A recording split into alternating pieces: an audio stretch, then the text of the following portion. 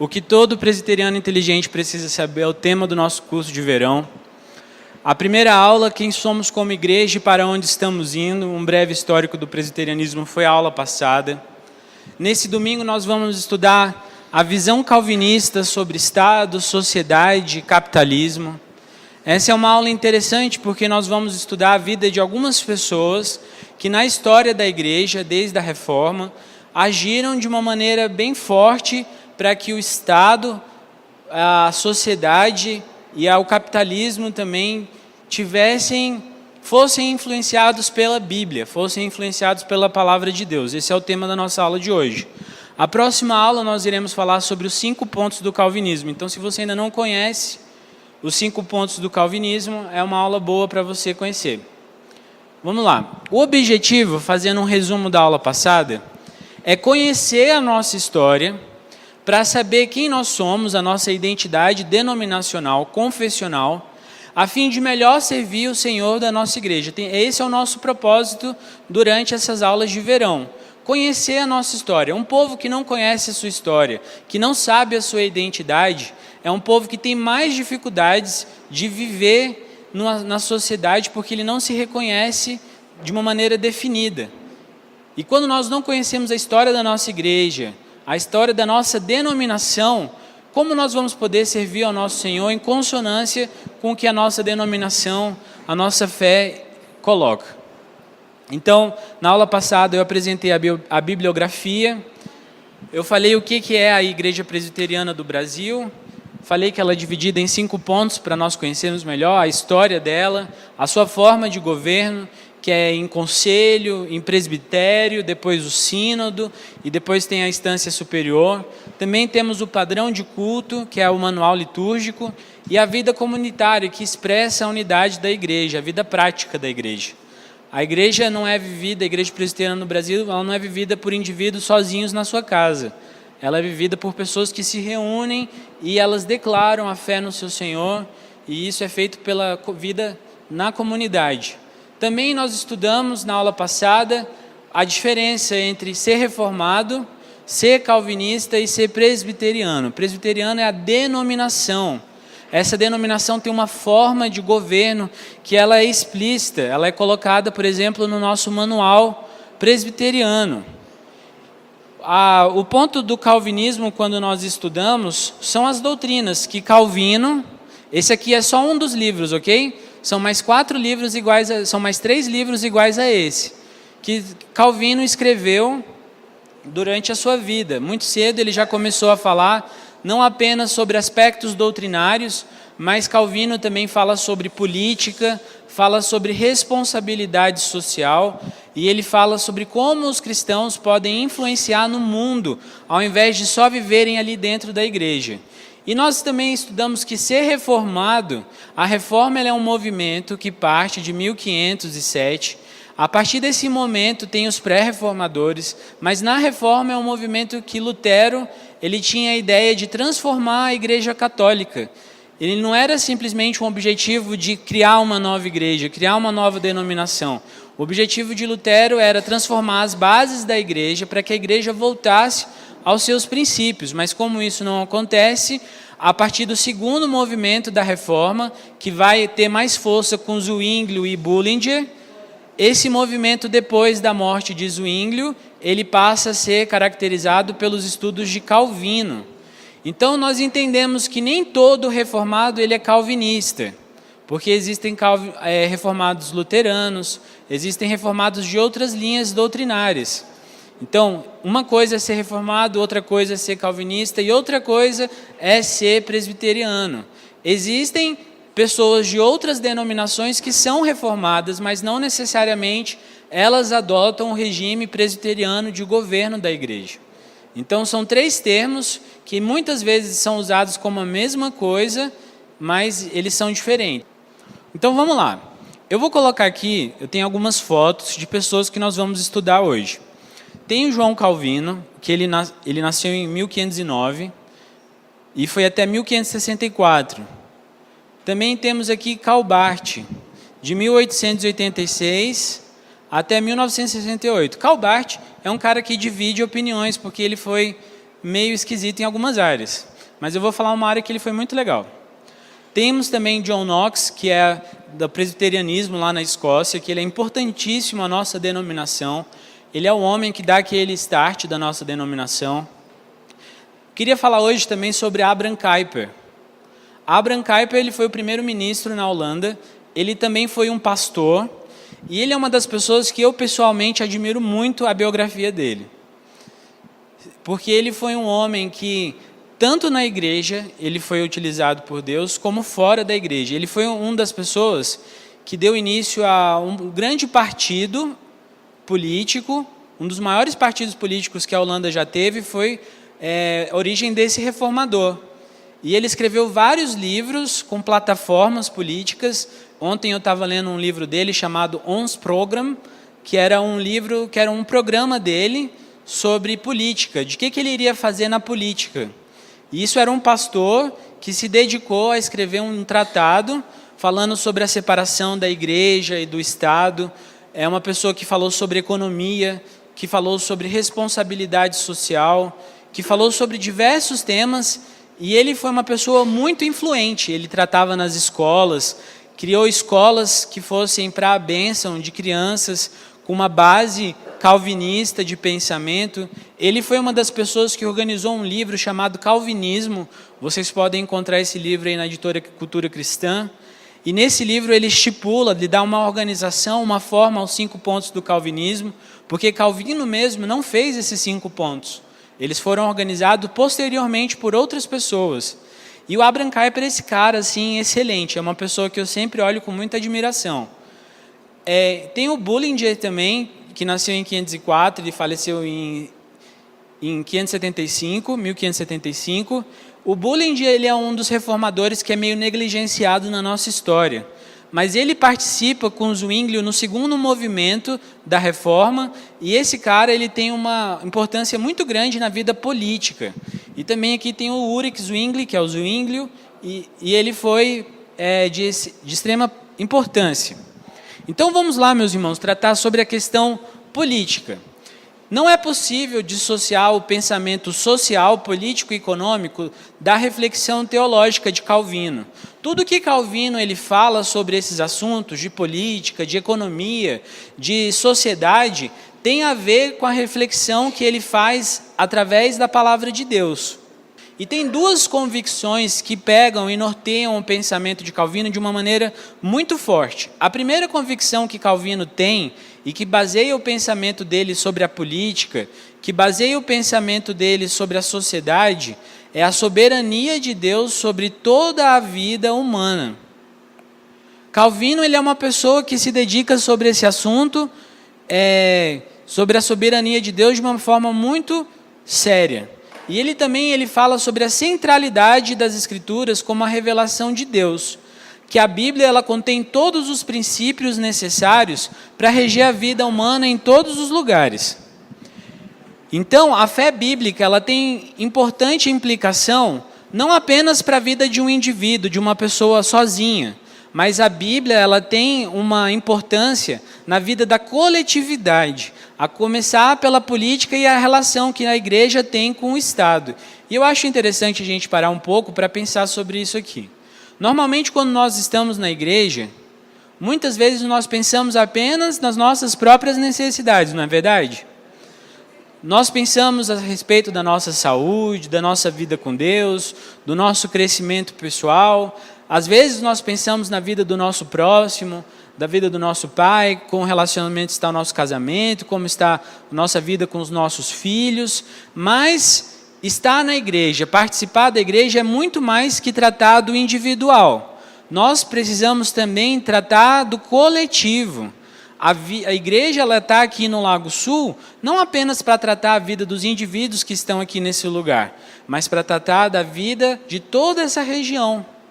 Nós temos uma responsabilidade sobre como as pessoas no Lago Sul vivem, e nós temos responsabilidade de melhorar a vida das pessoas nesse lugar.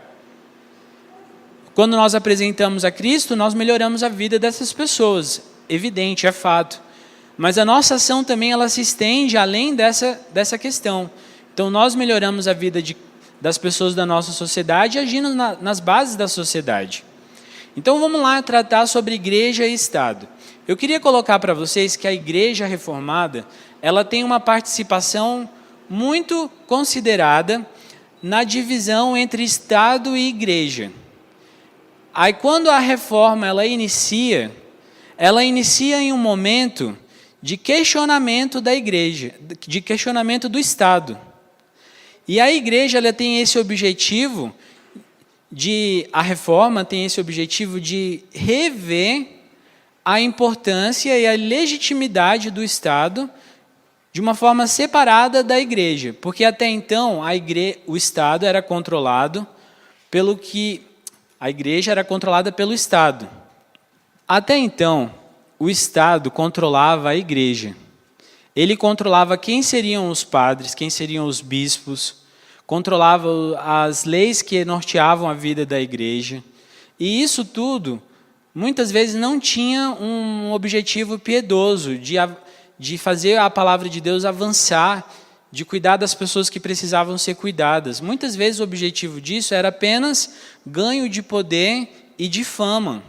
Estender o domínio, controlar as pessoas, não de levar a palavra de Deus para essas pessoas. Esse era o objetivo que muitas vezes o Estado tinha quando ele administrava a igreja. E a reforma, quando ela se propõe a voltar para as Escrituras, ela vai analisar o relacionamento dela com o Estado. Falou, espera aí, esse nosso relacionamento está um pouco errado, porque vocês estão ditando o que eu devo fazer, vocês estão ditando quem são os líderes da igreja, e muitas vezes esses líderes são pessoas que têm o coração apenas voltado para o que eles podem ganhar. Então eles começam a analisar o relacionamento da igreja e do Estado. E os reformadores são essas pessoas que elas reconhecem a importância e a legitimidade do Estado em uma nação. Fala assim, o Estado ele é importante, o Estado existe porque Deus é soberano sobre todas as coisas e Ele escolhe os líderes que vão governar o Estado. Eles se apoiam muito no texto de Romanos 13. E eles também vão falar, olha, a igreja ela também tem o seu espaço, que é diferente do espaço do Estado. Cada um tem as suas funções e cada um tem os seus direitos. Porque todas as duas foram instituídas por Deus, mas que nenhuma delas usurpe a função que é dela, que é do outro, e os direitos que também é do outro. Calvino afirma que o governo civil ele é um presente de Deus, e ele usa Romanos 13 aí para poder falar sobre isso. E que o ofício do governante, aquelas pessoas que são escolhidas para governar, até mesmo os reis, é um ofício de elevada vocação, que as pessoas precisam considerar que aquele ofício de governante, no caso nosso aqui, de deputado, de senador, são ofícios de grande vocação, de elevada vocação, e as pessoas precisam dar valor a esse ofício. Ele também coloca que o reino de Deus e o governo civil, embora eles sejam distintos na sua natureza e na função, eles não se excluem mutuamente e nem são incompatíveis entre si. Há necessidade de colocar que eles não são incompatíveis, mas que eles funcionam juntos, cada um no seu quadrado. O propósito do regime terreno, daquele regime que é escolhido por pessoas de uma maneira, no nosso caso, democrática, é proteger o serviço externo de Deus, defender o sadio ensino da piedade e a condição da igreja, regular as nossas vidas para a sociedade humana, mudar a nossa moral para a justiça civil, reconciliar-nos uns com os outros e fomentar a paz e a tranquilidade comum. Isso é o que Calvino coloca nas Institutas como sendo o objetivo do governo civil. O governo civil ele vai agir para fomentar a paz e tranquilidade comum. O governo civil ele está sobre a autoridade de Deus. Nunca é um governo que está ali sem Deus na sua concepção. Para Calvino, o governo tem que estar sempre sob a autoridade de Deus. Eu quero colocar para vocês outros pensamentos. Enquanto Zwinglio e Calvino, os líderes do segundo movimento, eles defendiam que o Senhor que é proclamado pela igreja, ele também é o Senhor do reino político, Lutero, que foi do primeiro movimento da reforma, ele já entendia que o Estado é uma esfera da lei, que é aquela da marca da espada, que vai punir, que vai colocar limites, e que a igreja ela tem apenas a ver com o evangelho, que a igreja não teria a ver com a lei. que a igreja seria apenas para proclamar o evangelho, mas não teria a questão de disciplina, de lei. Então, Zwinglio e Calvino eles já divergem de Lutero nesse pensamento. Isso eu quero colocar para vocês com o seguinte objetivo. Os reformadores eles não têm um pensamento linear entre eles mesmos. Por isso a necessidade de estudar o que eles pensam. Porque o Lutero ele defendia uma questão nesse jeito, enquanto Zwinglio e Calvino ele já tinham um pensamento um pouco mais diferente. Eles já defendiam que Deus ele é Senhor tanto da igreja quanto do Estado. E que a igreja tem as suas leis e que o Estado tem as suas leis. Mas que não é a não interferência também que é colocada. Então a gente chega aí para o ponto que o Deus Délio colocou: desobediência civil e rebelião. A desobediência civil e a rebelião ela vai ser justificável quando o Estado vai obrigar as pessoas a desobedecerem a Deus. Então, um exemplo mais concreto, se o Estado fala que o aborto é algo possível, ou que você não pode educar os seus filhos com a palavra de Deus, porque somente o Estado pode educar os filhos com o que eles acharem melhor de ensinamento, então aqui nesse caso é possível a desobediência, porque o que a Bíblia estipula? A Bíblia estipula que nós, os pais, temos a responsabilidade sobre a educação dos nossos filhos, e que nós devemos educar os nossos filhos na palavra de Deus. Se o Estado fala que os pais não podem educar os filhos, logo, nós temos que entrar em discordância com o Estado. Nós vamos falar sobre a ação do cristão quando há desobediência civil. Então, apesar do Estado, da ideia de Estado, do conceito de Estado ser baseado numa ordem divina, aí de novo, Romanos 13, ela não vai ocupar o lugar de Deus. Então, o Estado não tem uma decisão que seja superior à decisão do Senhor. A decisão de Deus é em primeiro lugar e depois subordinada está a decisão do Estado. Então a obediência a Deus vem antes da obediência ao Estado, porque Deus ele é o Senhor tanto da igreja quanto do Estado. Então a tradição reformada ela vai estabelecer que a igreja não pode simplesmente delegar a noção de lei ao Estado, pois na proclamação que lhe cabe fazer está tanto a lei quanto o evangelho, visto que ambos são formas da justa graça de Deus. Então, quando a questão, por exemplo, da lei da palmada, que proíbe os pais de corrigirem os seus filhos de uma maneira física, isso sendo depois que você explorou outros meios de correção, então nós devemos ir contra essas leis e mais, colocar pessoas no governo para que zelem pela manutenção das leis de acordo com a palavra. Não é apenas levantar uma bandeira e vou falar assim, eu vou ser resistência, porque isso não adianta de nada. O que cabe aqui ao povo é estar dentro do governo e, pelas bases legais que o Estado fornece, mudar o jeito que o Estado funciona, para que o Estado a cada vez se aproxime de novo da palavra de Deus, não se distancie. A nossa igreja está sempre atenta a esses assuntos que estão indo contra a palavra de Deus e a nossa igreja se manifesta em relação a isso. De uma maneira formal, nós temos pessoas que estão envolvidas na estrutura do governo para que, à luz da palavra, o governo seja sempre bênção na vida das pessoas. Por isso, há necessidade de entendermos, meus irmãos, que, sim, você trabalhar no governo tem a sua importância. Deus não te colocou ali apenas para você ganhar dinheiro, mas colocou você dentro do governo para você ser sal e luz dentro da estrutura. Então, só voltando aqui na questão da desobediência civil, nós podemos desobedecer às leis quando essas leis elas entram em contrariedade à palavra de Deus. Porque, em primeiro lugar, importa obedecer ao Senhor. Mas nós também vamos constituir um grupo de pessoas que vai entrar na estrutura do governo para ser bênção na vida das outras pessoas. Não é aquela questão que a igreja vê a omissão do governo e faz a sua ação sozinha. A igreja precisa estar no governo para ser bênção na vida de outras pessoas também. Então, logo, nós não podemos ser indiferentes à maneira como as autoridades elas governam, devendo, portanto, nos esforçarmos e cooperarmos para que as leis sejam mais harmoniosas com a vontade de Deus. Então, ao ver que uma lei não está em harmonia com a palavra de Deus, o que nós devemos fazer? Devemos colocar pessoas lá no STF, no STJ, no STM, para poder, e também lá no Congresso Nacional, no Senado, onde for, para poder colocar essas leis em harmonia com a palavra de Deus. Esse é o objetivo da nossa igreja. A nossa igreja tem isso aí como um dos objetivos da sua existência.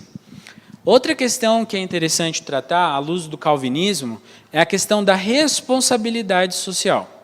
Então, o calvinismo estipula que, através da instrução pública e da instrução particular, que é feita por meio de pastores e mestres dentro da igreja, a igreja tem o objetivo de orientar os fiéis não apenas sobre a maneira como eles devem ler a Bíblia, como devem estudar a palavra, como devem ter uma vida mais madura diante de Deus, mas é a responsabilidade da igreja também instruir os fiéis na maneira como eles vão administrar os bens que foi concedido a eles por Deus. É a questão da mordomia cristã. A mordomia cristã, devemos também instruir a nossa igreja como eles devem olhar o trabalho, como eles devem olhar a questão do descanso, o dia do Senhor e a justiça social. Um cristão não deve estar atento apenas apenas à sua vida individual, mas deve estar atento ao trabalho, a questão do descanso físico, a justiça social, deve entender que os bens que ele tem não são apenas para uso dele, mas devem abençoar as pessoas que estão ao seu redor. Então, tudo isso o calvinismo ele vai trabalhar tanto nas institutas, quanto com Bullinger, tanto com outras pessoas que são reformadores, e eles estudaram isso. Então, cabe à igreja, quando necessário, isso que eu achei interessante, eu estava lendo as institutas e apareceu esse trecho. Cabe à igreja, quando necessário, repreender quem incorre de pecados sociais. Normalmente só se fala de pecados sexuais, né? Mas cabe à igreja repreender uma pessoa quando ela tem pecados sociais, tais como ociosidade, que a pessoa é aquela pessoa que só vive ociosa, sem fazer nada. Aquela pessoa também que cobra juros excessivos, que faz especulação de uma maneira desleal e outros males relacionados. Esses pecados também devem ser advertidos pela igreja na sua administração eclesiástica. Eu achei isso muito interessante, porque normalmente não se coloca essa questão. Então, quando nós vemos, por exemplo, um irmão que anda muito ocioso, normalmente o pastor deve chegar a essa pessoa e falar assim: meu irmão, o que você está fazendo da vida? Aí a pessoa fala: pastor, estou aí, né? Estou aí, descansando a cabeça, muitos problemas. Aí você fala: meu irmão, vamos sentar ali e conversar sobre a vida. O que a palavra de Deus fala? Fala sobre o trabalho. O que ela fala sobre o trabalho?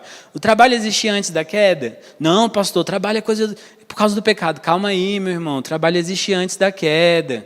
Então é bom, o trabalho é uma coisa boa que Deus dá para dar alegria ao homem. O homem tem alegria do fruto do seu trabalho. E aí a gente começa a orientar o irmão, repreender pela palavra, a que esse irmão saia da ociosidade, que pare de ficar jogando videogame o dia inteiro e vá trabalhar e fazer alguma coisa da vida. Então, o calvinismo ele tem esse sentido também, que não é só aquela repreensão por causa de pecados sexuais, ou porque a pessoa matou, ou sei lá o quê. Mas há repreensão também em aspectos da vida comum. E essa é uma responsabilidade social que a igreja tem. A responsabilidade social de manter a sociedade funcionando. Já pararam para pensar nisso? Hoje eu estava, antes de vir para a escola dominical, estava lá na HBO passando um filme sobre um pessoal que tinha uma barbearia, e essa barbearia estava localizada em um local que tinha presença forte de gangues. Aí o que essa barbearia decidiu fazer? Eles decidiram dar cortes de graça para haver um cessar-fogo, para que as pessoas pensassem o que elas estavam fazendo em relação à questão à violência.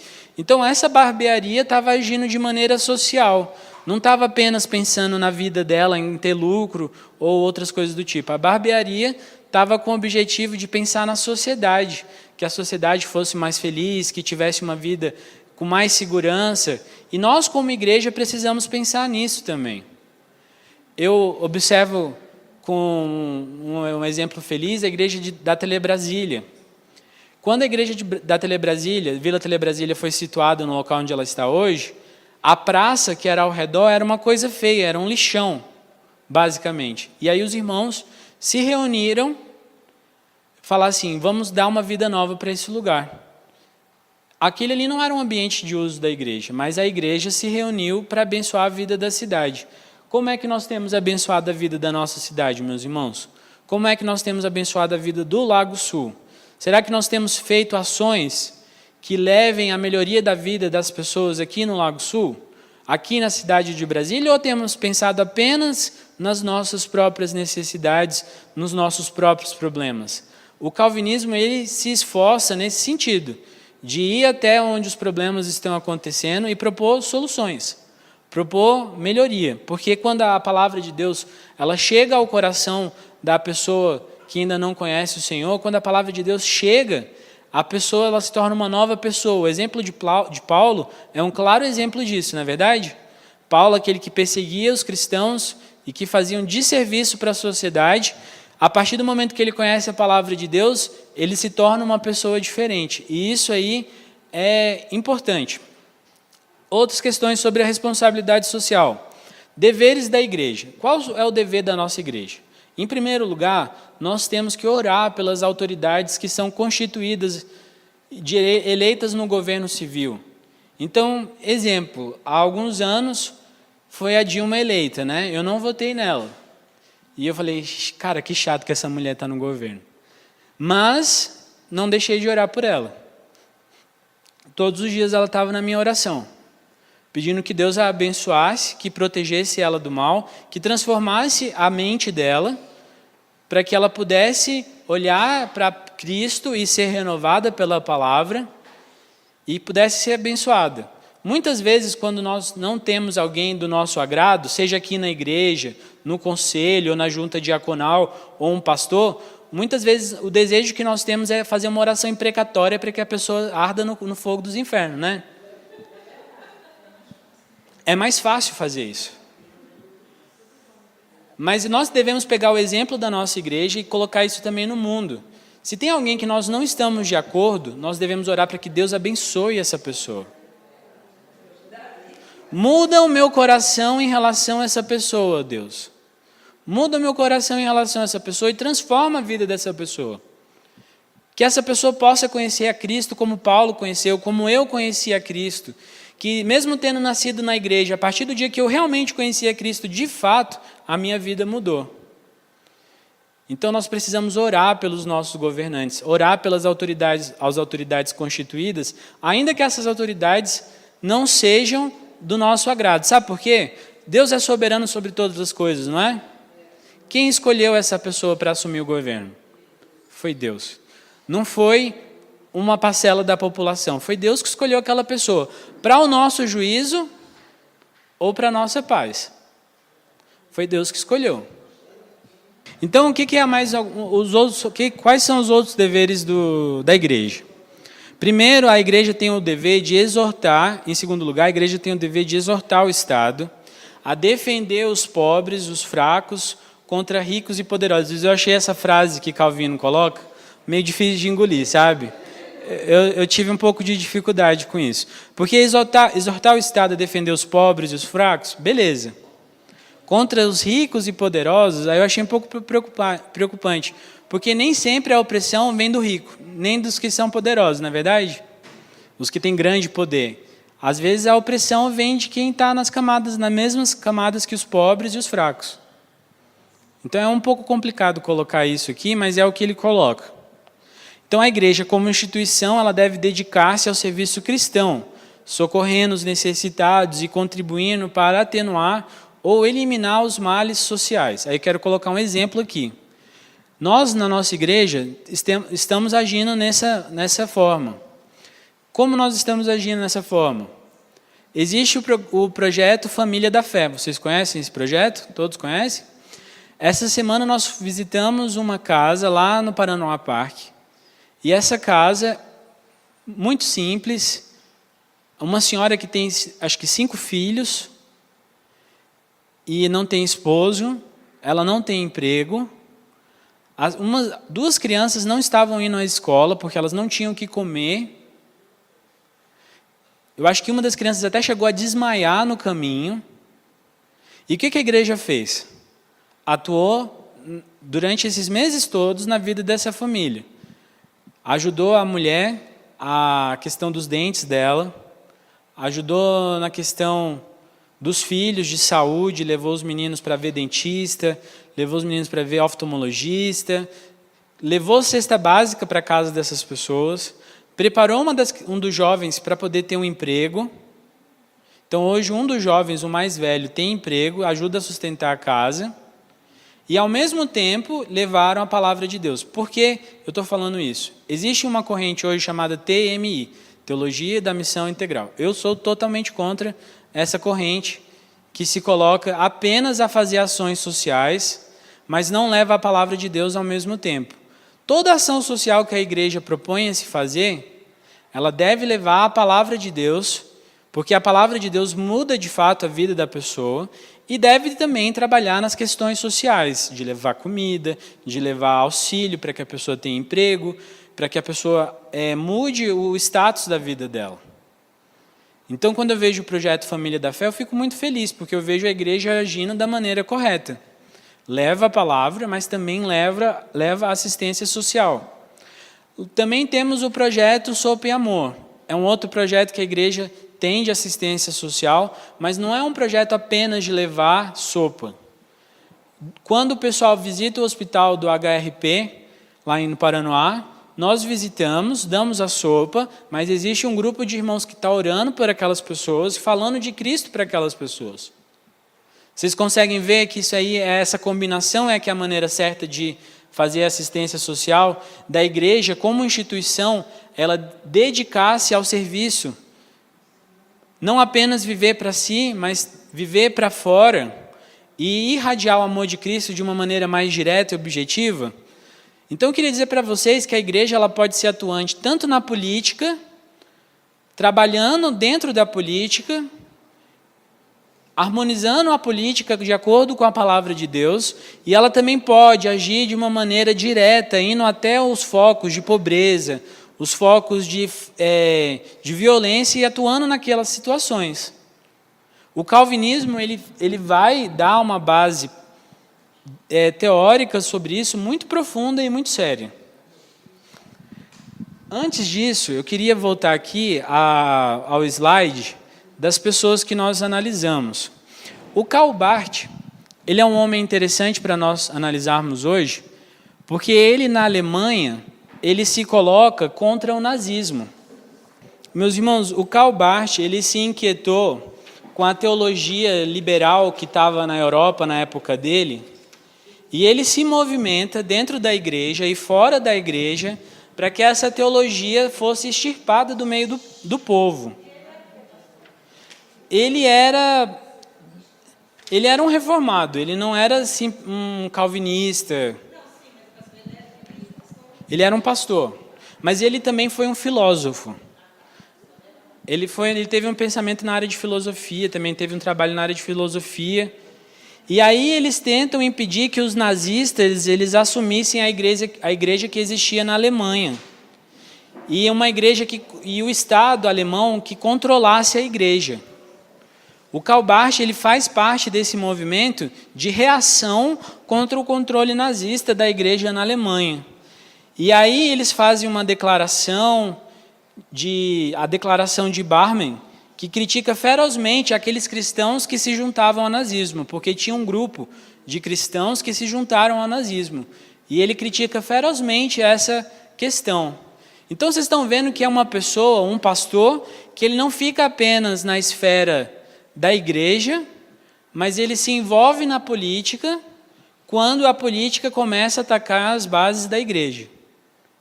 E ele pega e ele se levanta e ele fala assim, não, eu vou me colocar contra essa situação. Outra pessoa que é importante dentro desse desenvolvimento que a igreja participa para o conceito de Estado laico é o John Knox, que está aqui, que é da igreja presbiteriana. Ele liderou uma reforma religiosa na Escócia e essa reforma foi liderada segundo a linha calvinista de pensamento. Ele foi educado em uma universidade de St. Andrews, aí depois ele é influenciado por George Wishart, não sei se vocês lembram que eu falei dele na aula passada, e ele fica perto desse irmão, acompanha ele até a morte dele, porque ele foi executado, e depois ele vai para Genebra, ele bebe de Calvino, bebe de Bullinger, volta para a Escócia, e quando ele volta para a Escócia, em 1560, junto com os lordes da congregação, eles dão o total fim da influência do Papa sobre a igreja escocesa. Eles falam que a missa é algo declarado ilegal. Eles revogam todos os decretos que tinham sido estabelecidos contra os protestantes daquela época. E ele aceita a confissão de 6 John's. E ele organiza a igreja, a partir daí que começa a organização da igreja presbiteriana, porque ele organiza a igreja em presbitérios, sínodos e uma assembleia geral.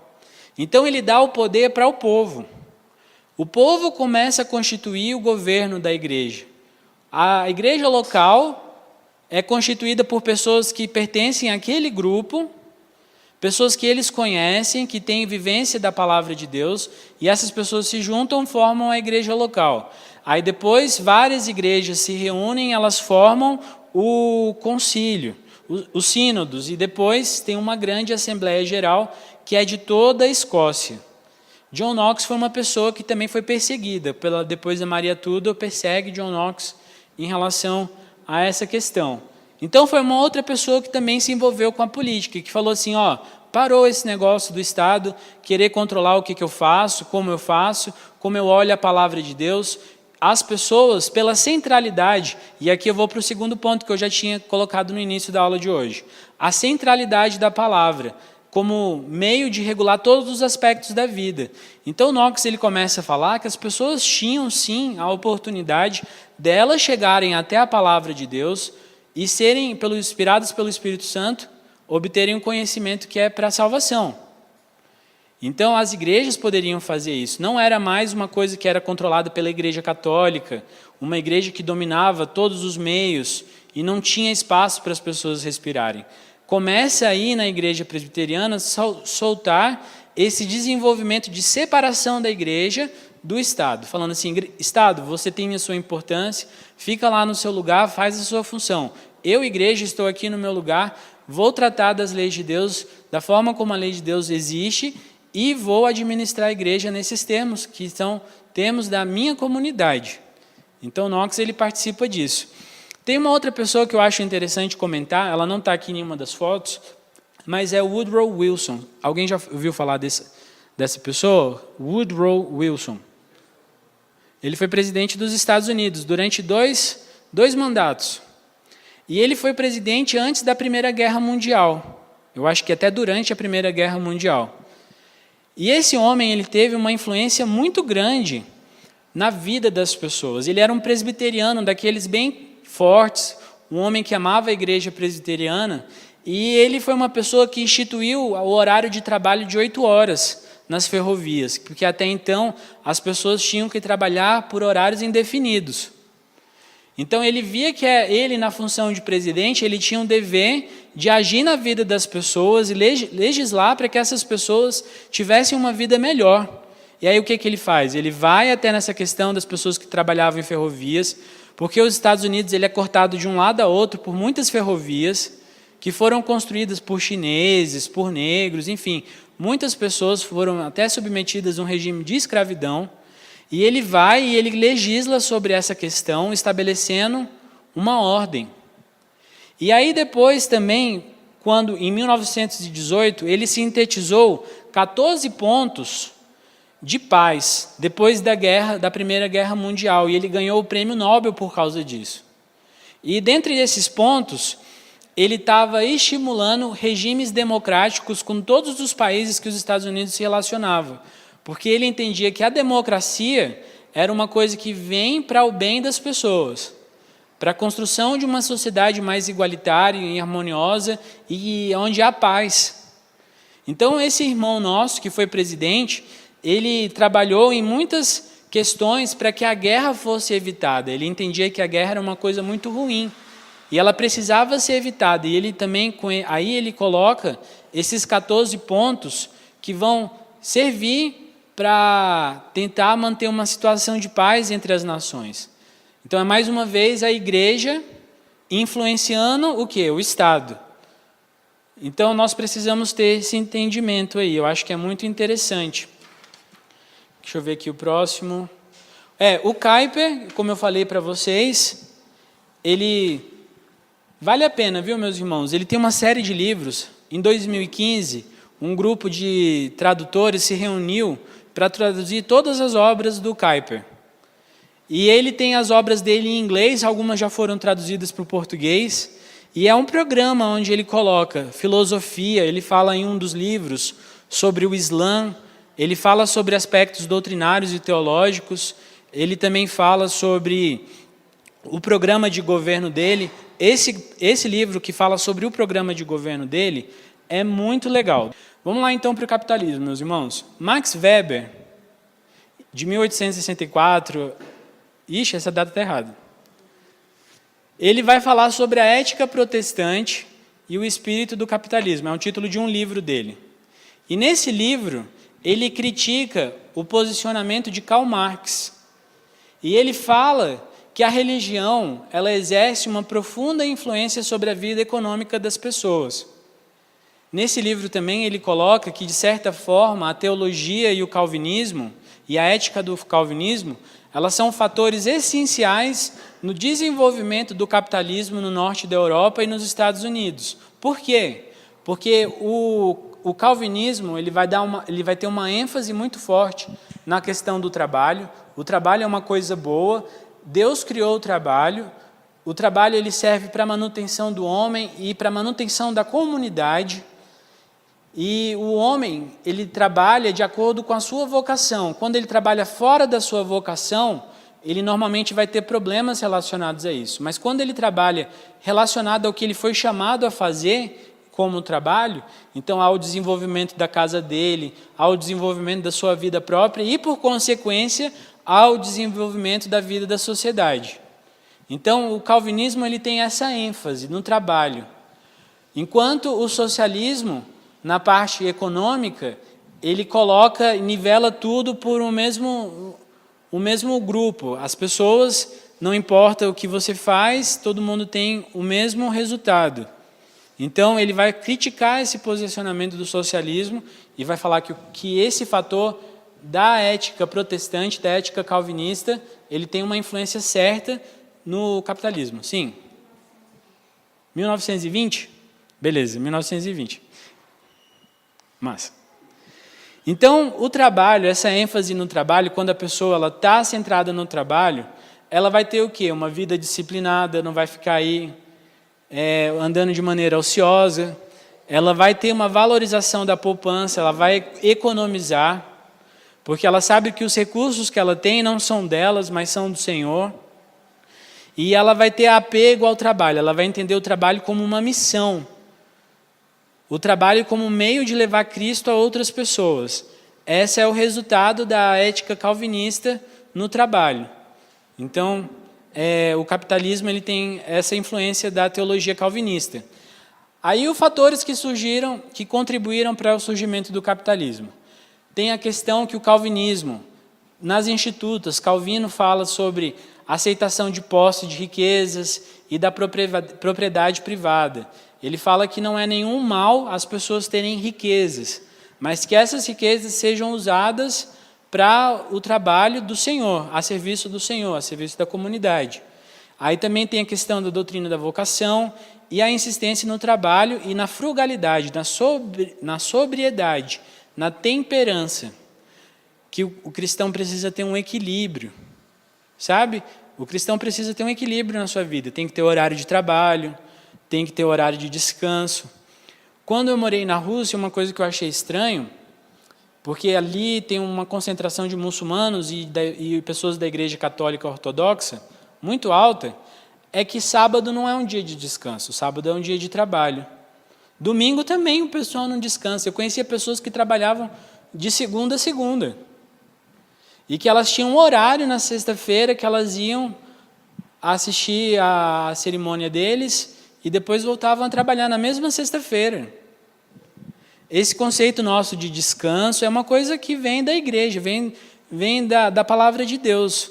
O descanso ao sábado, que as pessoas hoje tanto usam, e de uma maneira irresponsável, elas não sabem, mas isso vem da igreja. E é interessante a gente parar para pensar nisso, né? Muitas vezes isso fica como se fosse uma ideia corrente que sempre existiu, mas o sábado é nosso descanso, porque nós temos essa tradição. Só que a ética de Calvino, quando Calvino pensa a questão da ética, vai divergir do capitalismo moderno em alguns pontos. Calvino, ele condena a usura, ele condena as pessoas que procuram ter taxas muito altas para emprestar dinheiro. Por exemplo, lá em Genebra, ele era a favor que as pessoas que fossem emprestar para os pobres, elas não tivessem encargo sobre aquele empréstimo, não tivessem que dar nada para o governo, porque ele entendia que você vai emprestar, você está ajudando uma pessoa, então por que você vai ter essas taxas? E ele também ele defende a justa remuneração dos trabalhadores, e aí isso é um tópico de discussão, eu sei. Lá na sala dos jovens houve uma discussão muito longa sobre essa questão, mas Calvino ele defende que cada classe seja remunerada de uma maneira justa de acordo com o trabalho que foi feito, para que não haja para que não existam pobres no meio da sociedade, para que cada um receba o que é justo, para que nós possamos ver um crescimento da sociedade na sua capacidade econômica. Ele também combate a especulação financeira, a manipulação dos preços, especialmente dos alimentos. Ele considera a prosperidade como bondade de Deus, mas ele valorizava o pobre como instrumento de Deus para estimular os mais afortunados à prática da generosidade. Vocês entenderam essa parte? Bom, vou continuar. Então, a propriedade, o lucro e o trabalho deveriam ser utilizados para o bem comum e serviço ao próximo. É isso que ele coloca na base do calvinismo, que está baseado na palavra de Deus.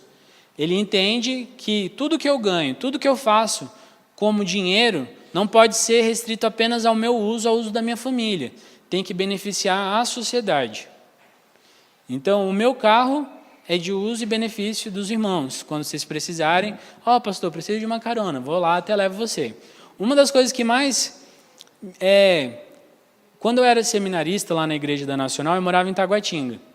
Lá na Tailândia, que é a divisa de Taguatinga com a Ceilândia. E eu estava sem carro nesse dia. Era 10 da noite ou 11 da noite.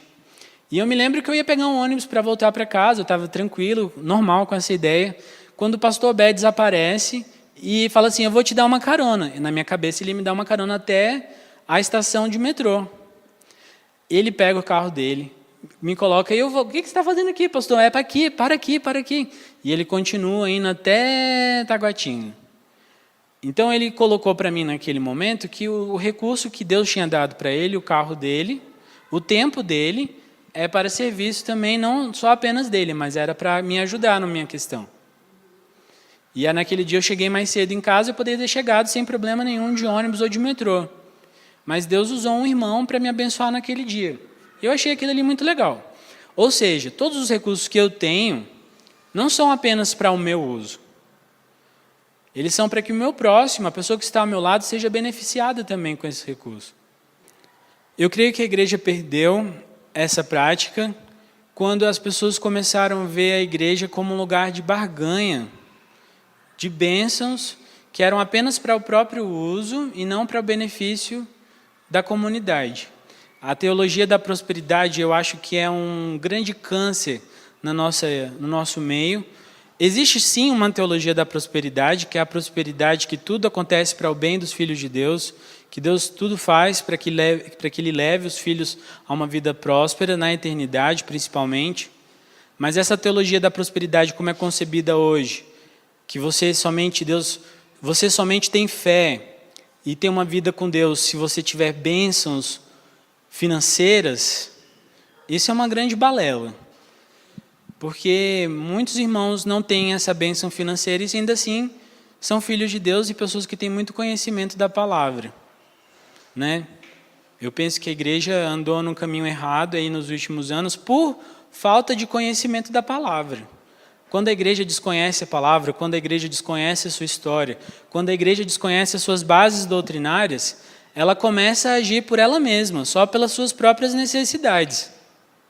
A igreja não começa a pensar apenas mas eu não estou tendo dinheiro para ajudar o próximo. Quando eu tiver dinheiro, eu vou ajudar. Mas não é isso, meus irmãos.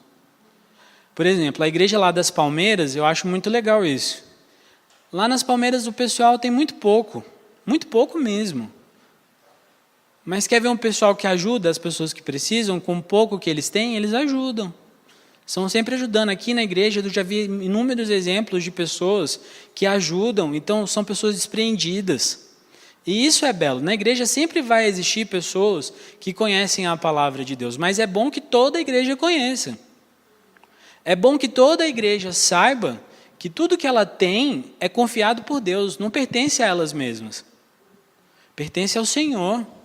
A casa que você tem não pertence a você, o carro que você tem não pertence a você, os recursos que você tem na sua conta bancária não te pertence, pertence ao Senhor. E Ele confia esses recursos nas suas mãos para que você use esses recursos para a melhoria, para o desenvolvimento do reino. Para o desenvolvimento do reino. Quando alguém coloca o seu tempo, os seus recursos para o desenvolvimento do reino, isso é belo. Isso é a igreja agindo conformidade à palavra de Deus. O legal de estudar Calbart é você conseguir separar o que ele fez de bom do que ele fez de ruim. Tem coisas ótimas sobre Calbart, tem coisas que não são tão legais assim. Mas isso você vê na vida de todos os seres humanos, né? Todos nós fazemos coisas que são muito boas e coisas que não são tão legais assim. Por isso é interessante ver que Deus usou ele no momento contra o nazismo. Quantas pessoas da igreja sabiam que ele se levantou contra o nazismo? Um calvinista. Na verdade, um reformado. Sim.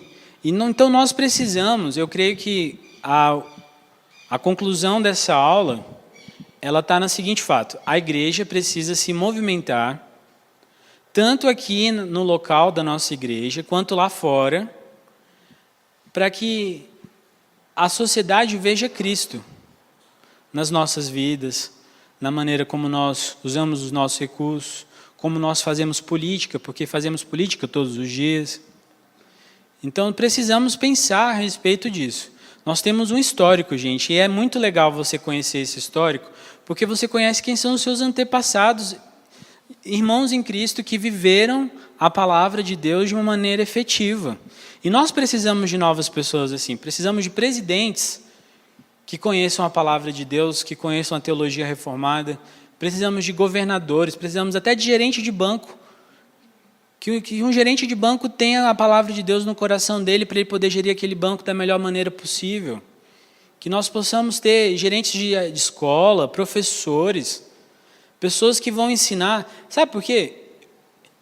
Eu estudei história e geografia na escola, mas em nenhum momento eu vi que a igreja foi importante na história. Não se fala. Não se fala que a igreja foi importante na história.